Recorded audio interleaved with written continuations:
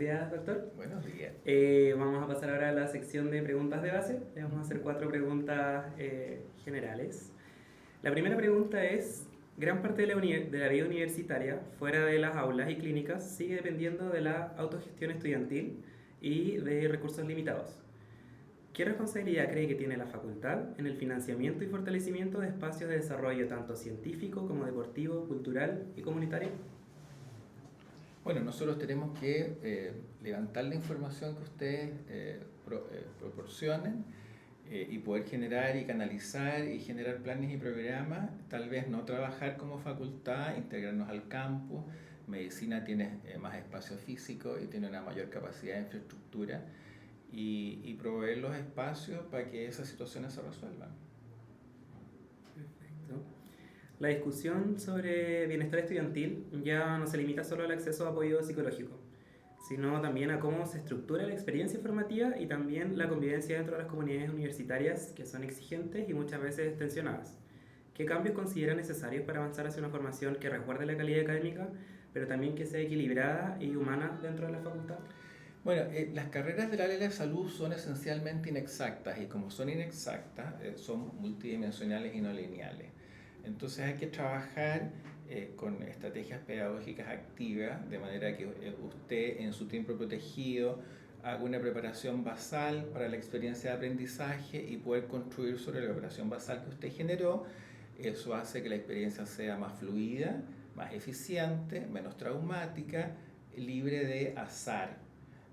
Yo creo que una cosa que inseguriza mucho al estudiantado es como no educamos una profesión de ciencias exactas, la inexactitud, la multiplicidad de variables genera mucha ansiedad al estudiantado y por lo tanto hay que trabajarlas desde el aula y desde las metodologías activas. Son todas conocidas. Odontología no solamente se enseña en Chile, odontología es una carrera cara de formar, la más cara, la más inexacta, la que más consume recursos de todas las carreras. Entonces hay que aprender de la evidencia publicada. Estamos lejos de ello. Y es importante acercarse a la evidencia en todas sus dimensiones, en lo educativo, en lo formativo, en la habilitación de las competencias sellos, del modelo educativo de la Universidad de Chile, de los atributos profesionales que están definitivamente al debe. Perfecto. Las actividades de vinculación con el medio y trabajo con comunidades se han ido incorporando progresivamente a la formación curricular de la facultad. Su propuesta de Canato busca impulsar activamente este proceso como parte del proyecto formativo de la facultad o considera que debe mantenerse como una incorporación más gradual y complementaria. No, yo creo que hay que incorporarlo sistemáticamente, hay que profesionalizarlo y hay que canalizarlo académicamente.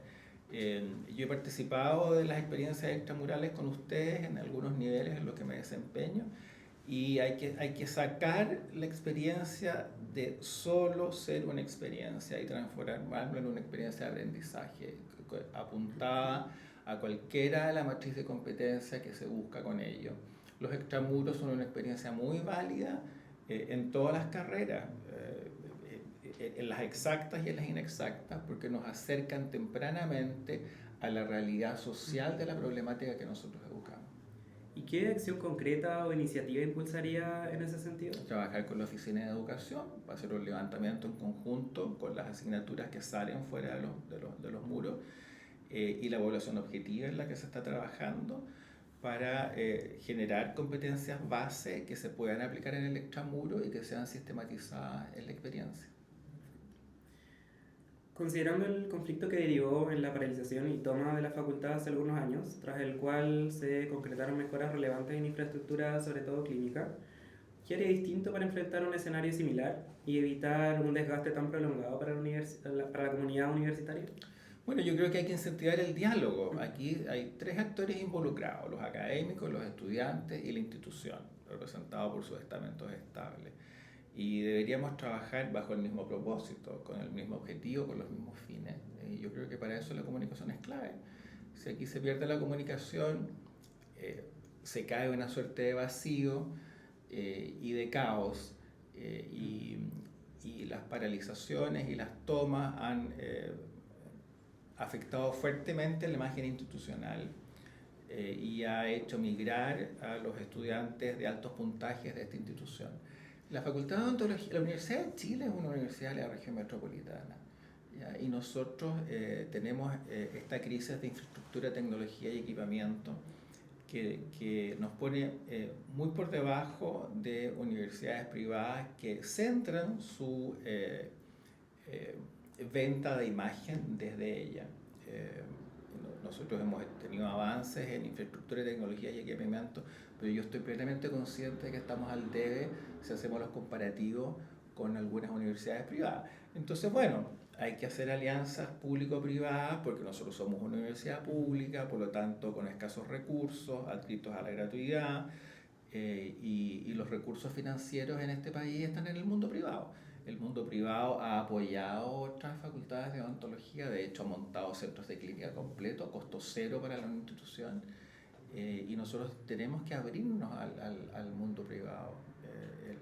En Chile se avanza cuando todos remamos para el mismo lado. Perfecto. Ahora vamos a pasar a las preguntas que fueron sorteadas previamente. La primera, doctor, es: la participación estudiantil suele mencionarse como un eje importante, pero no siempre se traduce en instancias vinculantes ni en decisiones concretas. ¿Cómo incorporaría de manera efectiva la voz del estudiantado en temas como infraestructura, bienestar, actividades curriculares y vida universitaria? En cada una de ellas la universidad ofrece caminos distintos. Entonces yo quisiera partir por relevar que yo propongo profesionalizar la dirección de pregrado.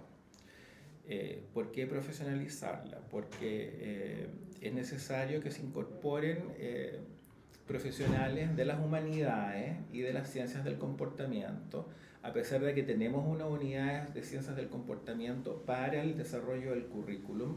Hay que expandir el área de acción de las ciencias del comportamiento, y me voy a detener un poco en esto. Las dos patologías más prevalentes de odontología están hoy en día clasificadas como crónicas no transmisibles. Entonces, y si vemos cómo la odontología las ha abordado hasta el siglo XX, eso no ha generado ningún impacto en la epidemiología nacional ni mundial. Las áreas geográficas del planeta que han sido exitosas en el control epidemiológico de ella han incorporado salud en todas las políticas del Estado. O sea, el componente de educación tiene un componente de salud, vivienda tiene un componente de salud, economía tiene un componente de salud. Nos estamos muy lejos de ello. Pero ¿qué podemos hacer? Podemos hacer un anillo con ciencias del comportamiento, unidad de aprendizaje, nuevos actores, nuevos pedagogos, antropólogos, sociólogos que se preocupen de ello. Y yo insisto, en la medida que tú puedes comprimir los vacíos de la incertidumbre de las ciencias inexactas, favoreces una transición fluida del estudiantado en su proceso de enseñanza-aprendizaje. Yo estoy por liberar una serie de trabas que son históricas acá. Yo estoy por eliminar todos los debitajes. El debitaje no tiene ningún impacto en la formación, eso está aprobado. Atenta contra la metacognición porque se centra en el debitaje. Pragmatiza al ser humano porque entonces la salud del ser humano es gestionada no de acuerdo a sus necesidades, sino a las necesidades del currículum, y eso es moralmente inaceptable en el siglo XXI. Y además tenemos un problema mucho mayor, que todas las acciones que ustedes tienen que realizar con los pacientes tienen un costo. Entonces se actúa por sumatoria de costos y después el paciente puede pagar la mitad de esos costos. Entonces ustedes salen con un mapa conceptual o un esquema operacional de la condición clínica definida por lo que el paciente pudo pagar. Eso es un error del porte de la Concagua. Aquí usted tiene que tener una serie de presupuestos tipo para una serie de contextos específicos disciplinares y el paciente tiene que pagar un monto que incluya todas las prestaciones que necesita para que su problemática de salud sea sistematizada con los estándares que nosotros le podemos entregar. Ahí abordé como por lo menos 4 dimensiones, creo que me faltaba una. Sí, era infraestructura, Infraestructura tenemos que buscar alianza público-privada, eso sin duda. bienestar, Limando, alisando, eliminando los vacíos o la problemática que genera emocionalmente la ausencia de control de variables. Eso lo vamos a trabajar en concomitancia con el centro de aprendizaje, ciencias del comportamiento y los nuevos actores en la profesionalización de la dirección de pregrado. actividades curriculares, Vamos a generar, en mi propuesta de trabajo, yo propongo flexibilidad curricular, partir por la flexibilidad en la formación clínica, porque eso a ustedes les aumenta la motivación intrínseca. Nosotros vamos a adelantar el inicio de la clínica al primer semestre del tercer año en los 3 estamentos de desarrollo, niño y adolescente, adulto y adulto mayor. Usted va a tener un año completo en tercero y va a tener una idea más o menos generalizada de las generalidades que en tercero, promoción, prevención, odontología mínimamente invasiva, toma de decisiones, usted puede desarrollar en ese nivel. Pasa a cuarto con los mismos 3 niveles y profundiza en terapéutica y en toma de decisiones, y en quinto podrá decir, mire, no me interesa esto y entonces esas horas quiero profundizar acá, y se le aumentan las horas en lo que usted decide. Trabajar las motivaciones intrínsecas está directamente vinculado a una reducción de la carga de cortisol de cualquier ser humano, en cualquier condición, en cualquier nivel de formación. Yo he sido estudiante toda mi vida, así que les aseguro que no es un fenómeno que pasa con los adultos jóvenes nomás. y vida universitaria. Integrarnos al campus, poder potenciar tal vez lo que el campus no ofrece. Perfecto. La siguiente pregunta es, ¿qué compromiso concreto podría asumir respecto al desarrollo deportivo en la facultad? Por ejemplo, presupuesto, talleres, espacios o apoyo institucional, ¿y en qué plazo? Bueno, eso hay que objetivarlo en términos de N. ¿Ya? Si aquí tenemos de los 140 ingresados en primer año, 140 estudiantes que tienen habilidades o necesidades deportivas, habrá que generar el espacio. Pero yo desconozco hoy en día cuál es la participación. Yo he educado estudiantes que han ingresado por beca deportiva que tienen una serie de problemas porque tienen que estar entrenando en el horario de clínica. De hecho, hubo un año que nunca conocí a un estudiante que era seleccionada nacional y por supuesto al final botó el ramo. Entonces, yo estoy convencido que la actividad deportiva es el principal generador de serotonina. Y la serotonina está directamente vinculada con el bienestar. De hecho, el único mecenas que ha tenido odontología, don Juan Colán, donó el dinero para hacer un gimnasio y se transformó en el centro, en el edificio de investigación, por razones que no vamos a discutir ahora, pero sin lugar a duda que las carreras que buscan la formación de gestos cognitivos motores complejos y de alta precisión, como son odontología, como es la neurocirugía, la oftalmología, etc., necesitan una compensación hormonal del estrés acumulado. Y el deporte ha probado históricamente ser un estupendo mecanismo. A pesar de que ahora han emergido nuevas visiones sobre eso, y por ejemplo los clubes de lectura o el debate de ideas llega a los mismos niveles de satisfacción. Pero si hay que canalizar el deporte como variable única, yo no tengo ningún inconveniente en ello. Yo he tenido un pasado deportivo, así que los entiendo perfectamente. Perfecto. La siguiente pregunta es, mientras la inteligencia artificial está transformando aceleradamente la educación y los profesionales de salud, muchas universidades aún parecen reaccionar más que anticiparse a estos cambios. ¿Dónde cree que está hoy la Facultad de Odontología frente a este desafío y qué medidas concretas impulsaría para evitar que quede rezagada? ¿Dónde estamos? Reactivos, como en todo. Hace mucho rato que perdimos este rol visionario de anteponernos a los cambios y de generar propuestas. Quiero ejemplificar esto con lo que pasó con el envejecimiento de la población. Chile envejeció hace rato, no está envejecido ahora, envejeció hace rato. medicina despertó y generó el programa de especialización en geriatría, que sufrió una serie de cuestionamientos estructurales, institucionales y disciplinarios, porque los primeros actores que tuvieron que defender la idea de generar una especialidad nueva no eran referentes de nadie, eran sus propios referentes, digamos. Ellos se arrogaban la potestad y cometían muchos errores y tenían como contraste medicina interna que llevaba años de formación y cuestionaba estas posturas de estos primeros geriatras. Ese primer grupo de personas cayó, ingresó un nuevo grupo y lograron convencer al Colegio Profesional, al Ministerio de Salud, al Ministerio de Educación de la necesidad de formar geriatría. Pero la especialidad de geriatría tiene 20 años, perdón, 21, súper joven. Y 20 años atrás Chile ya había empezado la reversión de la pirámide. Entonces, yo creo que es importante que las universidades, si no son las universidades las que tienen el rol visionario de procesos, de fenómenos en la sociedad, no hay nadie más. Y me imagino que tienen claro que una sociedad que no se educa es una sociedad que no progresa y no va para ninguna parte. Entonces, claro, salir de lo reactivo y llegar a lo propositivo significa por generar nuevas estructuras.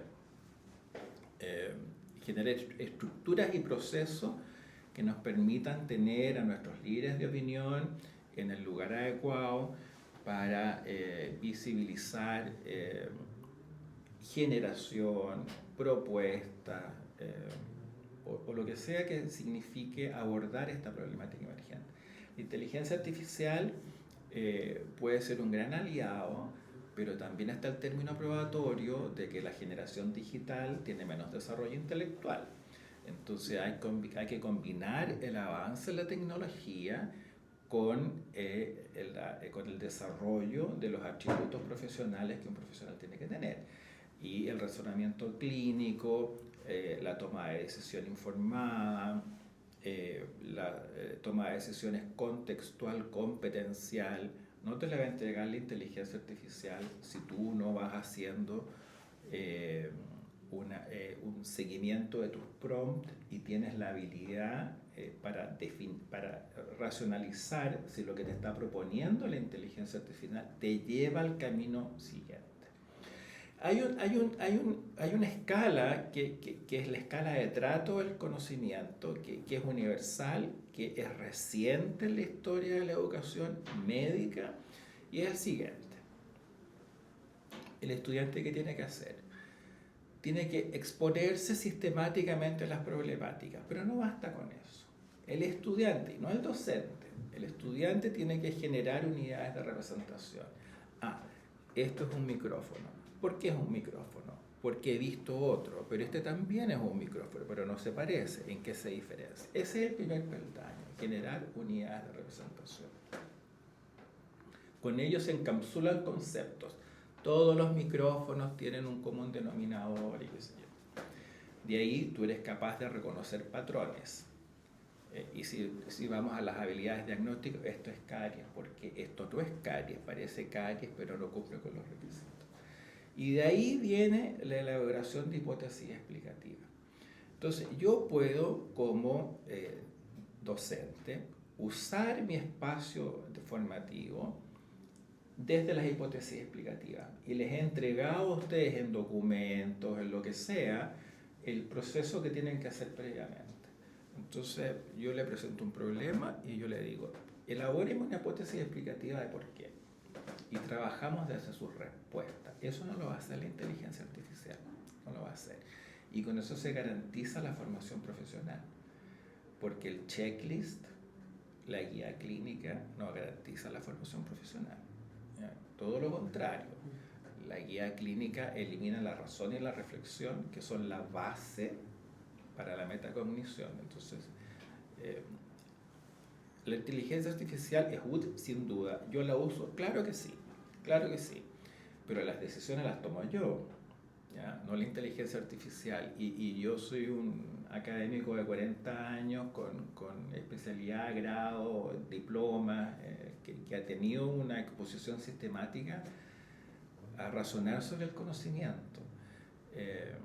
Y eso no te lo da la inteligencia artificial.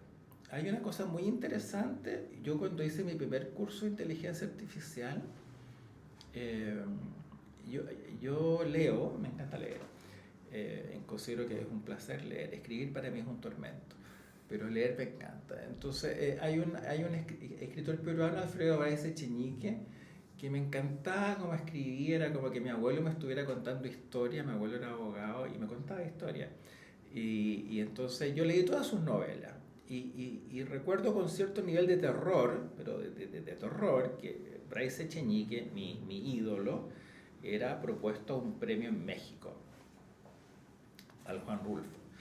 Y 5 días, adjudicado el premio, 5 días antes de que se produjese la ceremonia, a él se le acusa de plagio. A mi autor ídolo, a plagio, pero no como novelista. Él además era cronista de un diario.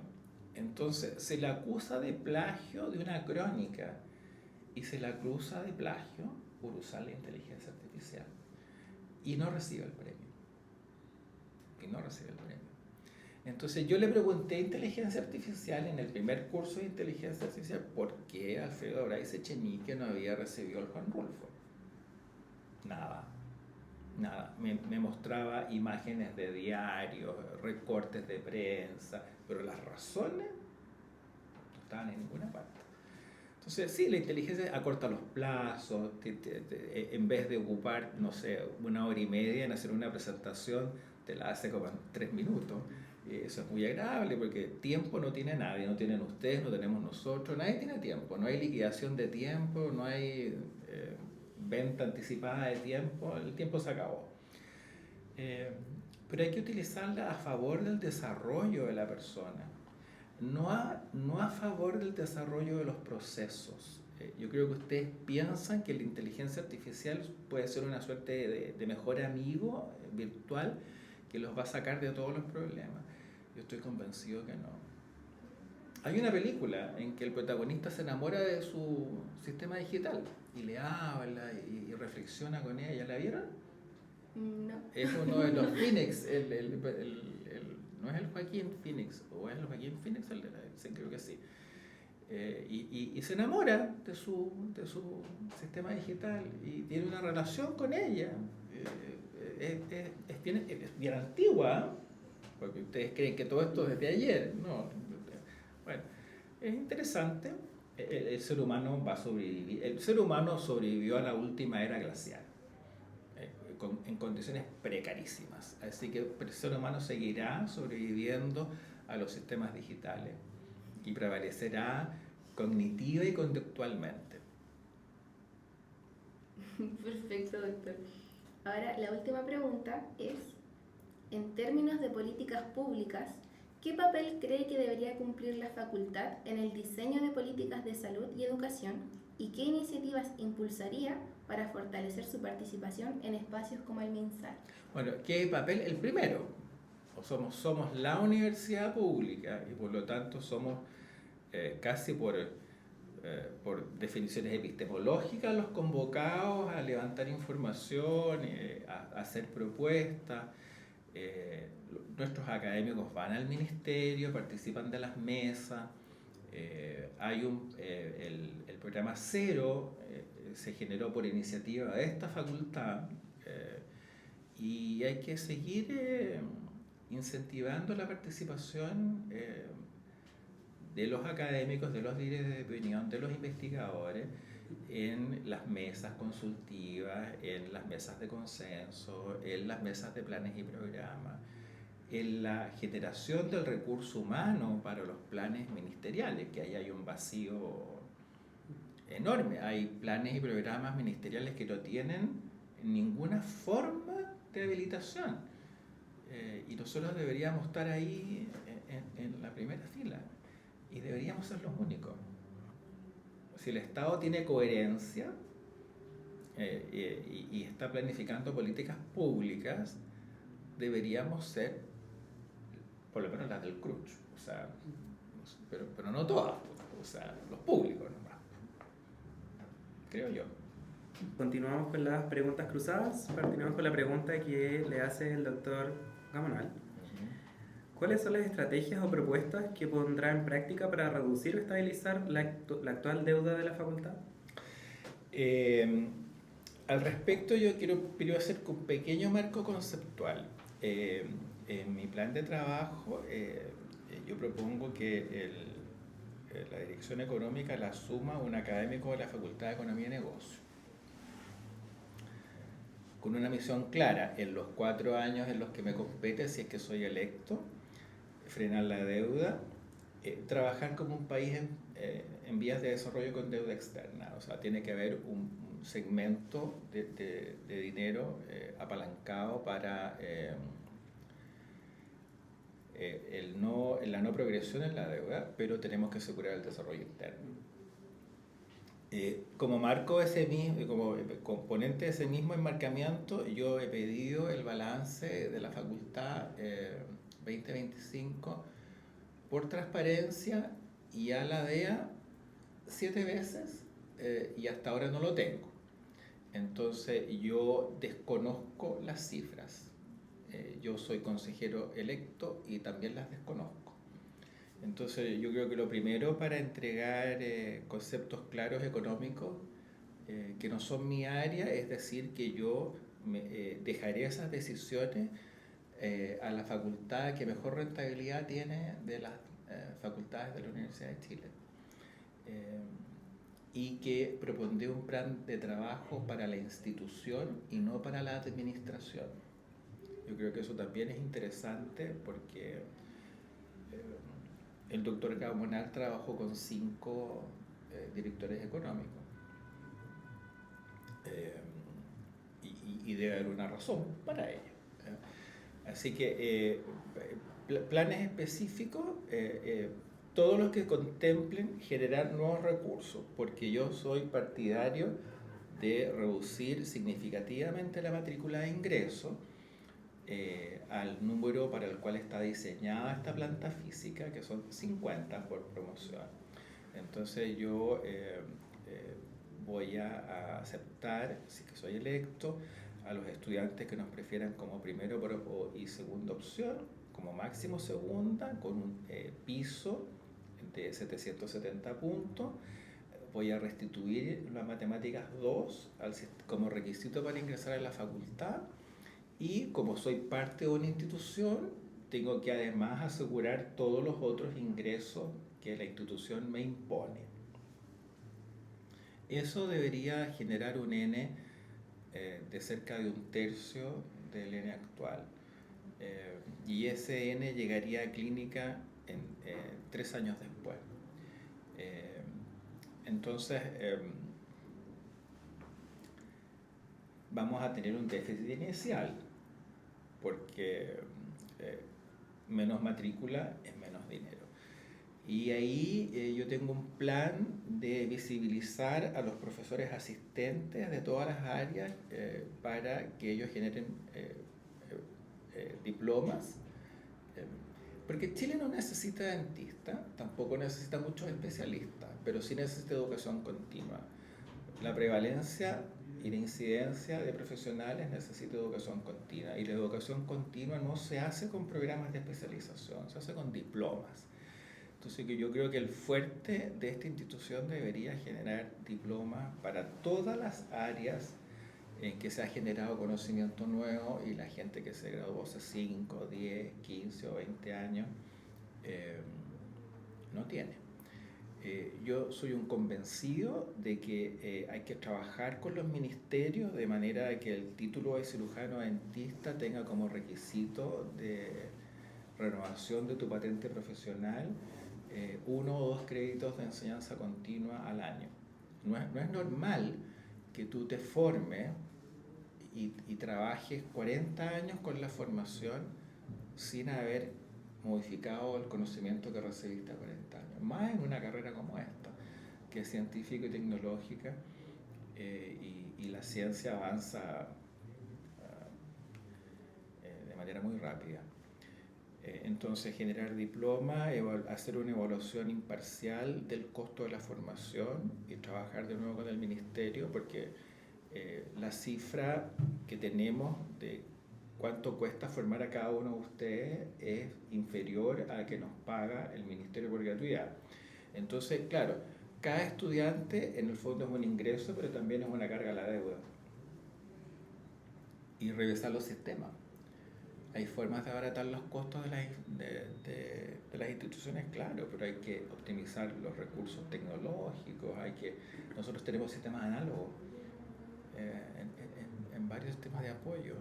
La renovación de la infraestructura digital que nos podría generar una plataforma propia, como Blackboard, por ejemplo, sale 300 millones de pesos para evitar los incendios. Entonces, hay que trabajar el tema de los números desde todas las dimensiones de sus componentes.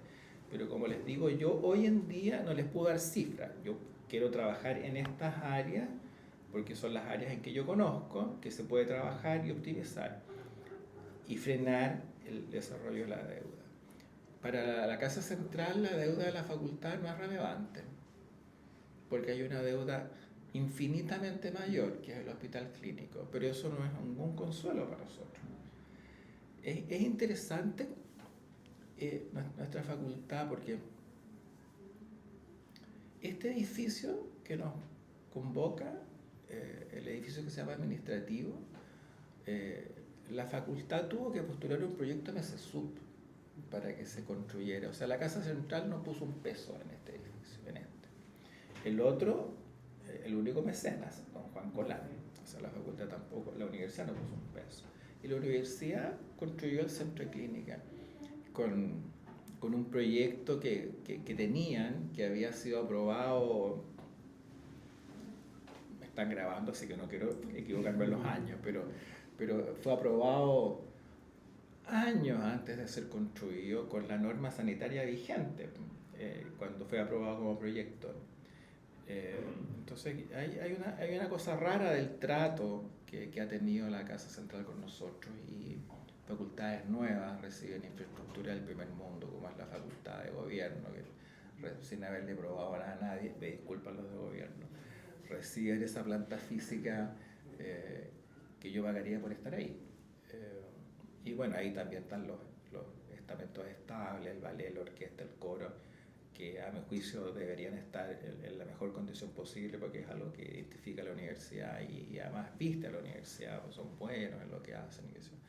No sé, allá yo entiendo que hubo un señor que se llamaba Patricio Meller, que hizo el libro de Meller, que es el economista, que dijo que la universidad no debería seguir gastando dinero en 4 facultades: arte, arquitectura, odontología, no me acuerdo nunca cuál es la cuarta. Y ese libro, bueno, golpeó fuertemente a la facultad. Y Meller lo que hizo fue, como economista, develar una realidad objetiva. Pero después vino la administración Gamonal, y yo le reconozco siempre al doctor Gamonal que él, con la generación del Instituto de Ciencias Odontológicas, con la incorporación de puros PhD que tuviesen habilidades de investigación, puso de nuevo a la facultad en la productividad científica. Pero bueno, si ahora hubiese un plan valorizado para acreditar la clínica, se podrían hacer cientos de cosas. Podríamos resolver listas de espera, pero estamos acreditados. La escuela de graduados, ni hablar. Y todo es recurso. Entonces yo soy partidario primero de levantar la información. Necesitamos llamar a concurso y ese concurso tiene un monto asignado y alguien se lo ganará. Y con un proyecto itemizado, tú puedes ir al mundo privado y buscar dinero, porque el mundo privado te lo va a dar, porque no existe ninguna posibilidad de que vaya por otro lado, ¿ya? Pero tú no puedes plantearte un directorio y decir: tengo que acreditar el centro de clínica, y hay que hacer esto y hay que hacer esto otro, si no hay detrás planes estructurales de habilitación con costos intermedios. Eso es un proceso, no sé por qué no se ha hecho, no sé, es la forma más natural. Ponernos a la fila en la universidad, pero vamos a hacer, no sé qué número nos tocará.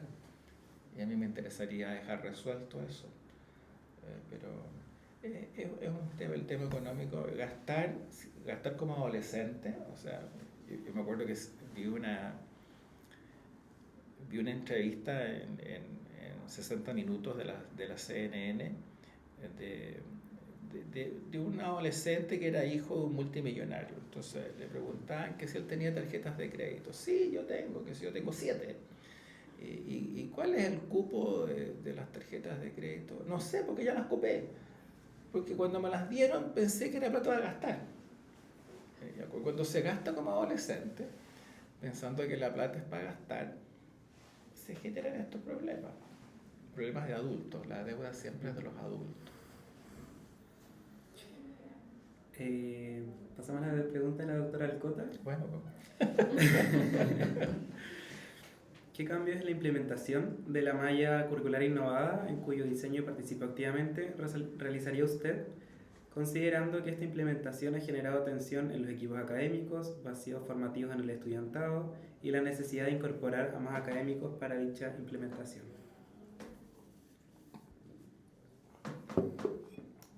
Lo primero que quiero decir es que el proyecto de Malla Innovada cumple con las declaraciones oficiales que nosotros tenemos del proceso formativo. Y si cumplen, hay que hacerlo. En todo el mundo, los odontólogos se forman según las necesidades de la población. En ninguna parte del mundo, salvo en Chile, los odontólogos se forman según las necesidades del currículo. ¿Qué ha ocurrido en odontología de la Universidad de Chile? Convengamos que la disciplina fundacional de la facultad es cirugía. O sea, si uno va atrás en la historia de la humanidad, los flebótomos, los apoteques, no sé, el drenaje de abscesos, las exodoncias, eso fue lo que gobernó la odontología hasta fines del siglo XIX, donde aparece la odontología restauradora. Y todo lo demás es del siglo XX. Entonces, cuando se diseñaron los currículums de odontología, se diseñaron como filas que representaban el desarrollo de la profesión. En un error estructural basal enorme, que es el modelo de las humanidades, que es un problema grande, puede ser resuelto desde la concreción de cada uno de los pequeños problemas que lo conforman. Eso es del constructivismo, no es de la ciencia médica, es del constructivismo y es un error. No funciona así en medicina, ni en odontología, ni en kinesiología, ni en enfermería. O sea, el problema es mucho más complejo que la solución de sus partes. En odontología el problema siempre ha sido interdisciplinario. Siempre, desde sus orígenes, desde que el hombre inventó el fuego y tuvo problemas en la boca, pasaba más de una cosa en esa boca. Sigue pasando igual. Entonces, no es normal que en el siglo XXI alguien proponga volver a las disciplinas. No es normal. Ahí hay un problema o político, pero no de lo didáctico pedagógico. Lo didáctico pedagógico dice que si yo tengo que educar sobre el diagnóstico, la planificación, la terapéutica, la mantención de salud de un problema, tengo que tratarlo como tal. Voy a usar una palabra coloquial, cualquier manoseo que se le haga al problema lo aleja de la realidad. Así que, en términos concretos, yo creo que el modelo de competencias aprobado es ser eficiente. Para eso necesitamos una planta habilitada. Yo participé del proceso 13 años, un 1 y un 3. 13 años en la fase de diseño, que es inmostrable. O sea, nadie puede decir como con orgullo, mire, nos demoramos 13 años en diseñarlo. Es absolutamente inmostrable. Y después 5 años de implementación, y con la primera cohorte egresada se hacen diagnósticos de la primera cohorte egresada y se deciden una serie de cambios. Eso tampoco es normal. Eso tampoco nace de lo didáctico pedagógico, porque nadie hace reevaluaciones fundacionales con la primera cohorte. Y la primera cohorte fue una cohorte a problemas, porque nos tocaron cosas sociales que impactaron negativamente en la formación. Es mi pensar, como doctor en educación, igual que la doctora Alcota, que aquí hay que hacer seguimiento de los contenidos de primero a quinto, asegurar que la malla curricular profundice los contenidos de primero a quinto, los complejice y los ponga al servicio de la resolución del problema en cualquier variable organizacional que se quiera proponer. No es normal que en el siglo XXI los departamentos sean disciplinares. No es normal si los problemas no son disciplinares. Los departamentos deberían tener una forma de estructuración abocados a un problema, o por lo menos comunicarse. Y me están grabando y después van a entrevistar a 2 académicos más del mismo departamento. El departamento al que yo pertenezco, Odontología Conservadora, tiene 2 disciplinas, periodoncia y endodoncia. Y comparten una patología común, los problemas pulpoperiodontal. Nadie investiga sobre eso. No hay productividad científica del departamento en la única condición que los une a las 2 disciplinas. Se investiga la periodoncia por un lado, la endodoncia por el otro. Entonces, si hemos llegado a ese nivel de que cada contenido está amarrado con camisa de fuerza y puesto en una caja fuerte, por supuesto que no vamos a lograr nada. Entonces lo que se necesita es convencer a los académicos que el modelo es bueno y facilitarles un tránsito fluido, tener una dirección de pregrado facilitadora, acompañadora y no fiscalizadora, para que el proceso se concrete. Y si no, nunca se va a concretar. Entonces yo estoy por las competencias profesionales, sin duda. Estoy porque el estudiante aprende el problema clínico sin ningún manoseo. Porque entonces la transición entre lo intramural y la realidad social va a ser cero. Cero, no va a haber ninguna transición. Se van a estar haciendo lo mismo que pasa afuera.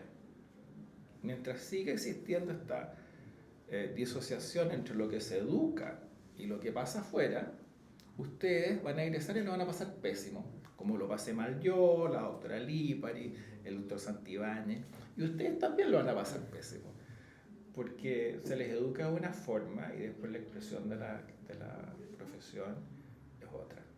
Entonces nosotros tenemos que formar acá profesionales para la realidad epidemiológica nacional y seguir pensando en el siglo XXI que la repetición en el ser humano de una competencia va a formar un profesional. Es un error. En Japón los estudiantes de pregrado no ven nunca un ser humano. Nunca, en pregrado, nunca. La ley prohíbe a un estudiante tratar a un ser humano, salvo que tenga un título. Entonces las escuelas dentales en Japón son todas con robótica. Entonces si yo veo que mi estudiante tiene problemas con el abordaje proximal, simulación debería habérmelo entregado libre de problemas. Libre. Entonces, si tenemos evaluaciones objetivas y estructuradas que aseguren lo que dicen asegurar, estos problemas no deberían existir y usted debería pasar por destreza y simulación y saber hacer todo lo que tiene que hacer con un ser humano y harán al ser humano lo que el ser humano necesite, nada más, y con eso aprueba. Esa es la lógica de la salud y la enfermedad es así. No es la de hoy día, y voy a hacer una caricatura.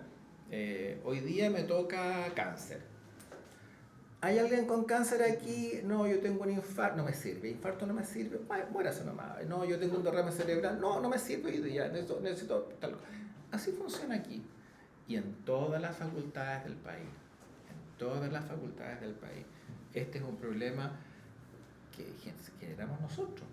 Nosotros somos los más antiguos, nosotros somos el referente para todas las demás.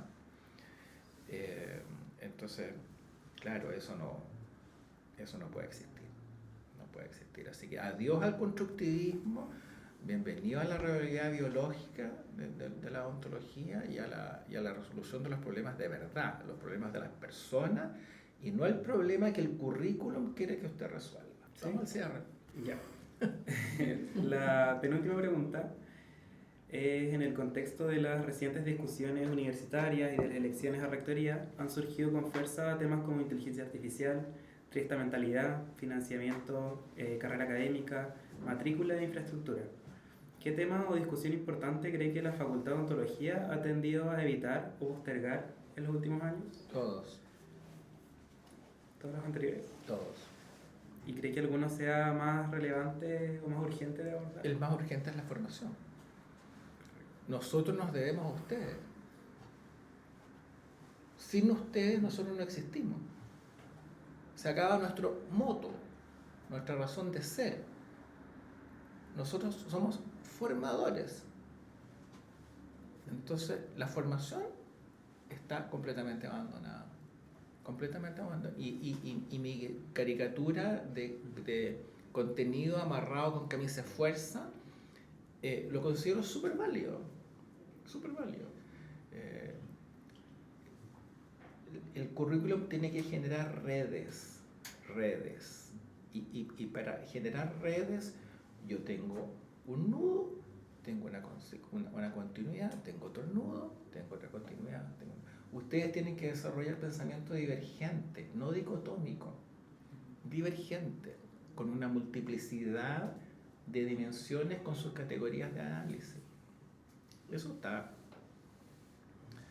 completamente al debe. Está al debe también cumplir con el requisito de las competencias genéricas y está también al debe cumplir con el requisito del modelo educativo de la Universidad de Chile.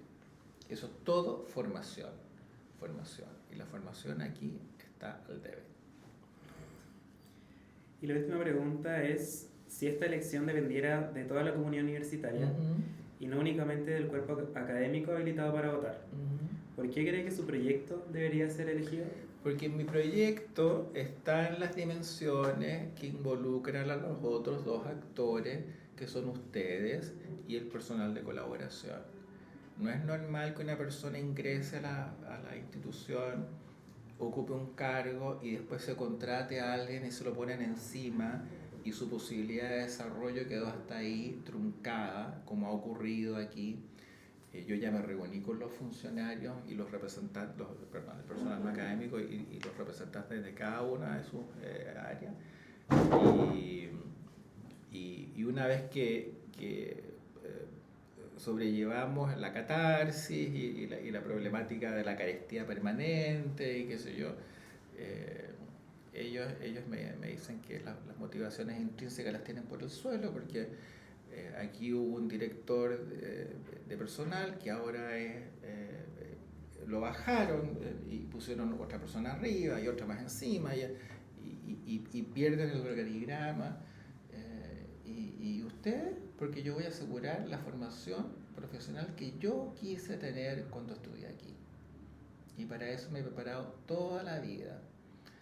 Formación en educación por competencia en la Universidad de Sherbrooke, diplomado de construcción curricular, diplomado de construcción por competencia, miles de diplomados, pero al final me doctoré en educación, que para mí, y ahí entendí todo lo que me pasaba aquí, porque yo trabajé razonamiento clínico en mi tesis doctoral, que es un atributo parte de todos los otros que tampoco se educan. Entonces los diálogos que debería yo tener con ustedes es: ¿cómo les ha ido un diagnóstico? ¿Qué dificultades han tenido en diagnóstico o en terapéutica? ¿Qué resultados han tenido? ¿Cómo aseguran que los resultados se mantengan? Y esas deberían ser las formas de evaluación. Y ustedes deberían desarrollar propuestas directamente vinculadas a los resultados esperados. Nunca perder de vista los factores etiológicos y de riesgo, porque hay aquí cientos de mitos dando vuelta en el aula, en la clínica. Por ejemplo, ya no se compraron más amalgamas. ¿Y cómo reparamos una amalgama si no hay amalgama? Que levantamos toda la otra amalgama que está buena, perdemos más dientes y hacemos una resina gigante. El mundo no hace eso. O sea, O sea, hay que reparar una amalgama, se repara una amalgama, pero aquí se decidió no comparar amalgama. ¿Y qué se hace con la prevalencia? La ignoramos. No sé, yo me acuerdo, no sé, el 2019 tuve un estudiante que en hacer una obturación se demoró 6 sesiones. Y yo fui a preguntar a simulación si las restauraciones proximales eran simuladas. Me dijeron que sí. Entonces yo le decía, pero ¿por qué tienes tanto problema? Es que doctor, es que aquí, es que allá. Y logramos un incremento y después vidrio-ionómero encima y después en la sesión siguiente en remover el vidrio-ionómero y reconocer la resina. Perdía toda la sesión y vuelta a colocar el vidrio-ionómero, entonces después yo me tuve que sentar un día y remover el vidrio-ionómero y dejarle el espacio de tiempo y otra vez en su problemática incremental no logró llegar al borde cabo superficial y otra vez vidrio-ionómero y en fin, esas cosas no pueden ser, no pueden ser. Eso tiene que estar normado, garantizado. Hay garantías que el currículum tiene que entregar que yo desconozco. Yo converso con las curriculistas, porque cada vez que yo pregunto algo en el consejo de facultad, me mandan a hablar con las curriculistas. Y las curriculistas, que son 2 personas que yo respeto enormemente, me contestan, eso no nace de lo didáctico pedagógico. Y si no nace de lo didáctico pedagógico, ¿de dónde nace? De donde nacen todas las otras decisiones que se toman, que no son didáctico pedagógicas. Perfecto, doctor. Muchas gracias De por nada. participar. Muchas gracias a Muchas ustedes. gracias.